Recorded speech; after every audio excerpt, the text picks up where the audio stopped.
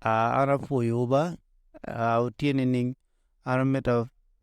te duana bot luak ki bot jo ducu magen tiki kero magiloyo te kwari acholi tutwal ladit rwot akan romo yeni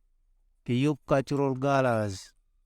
i district achiel pi mwaka achiel ka chale mwaka ni district mone yubo mwaka mabino district mone yubo wekulu to bene te kwaro pako to bet ka ilo te kwaro in neno mo gisu giporo poego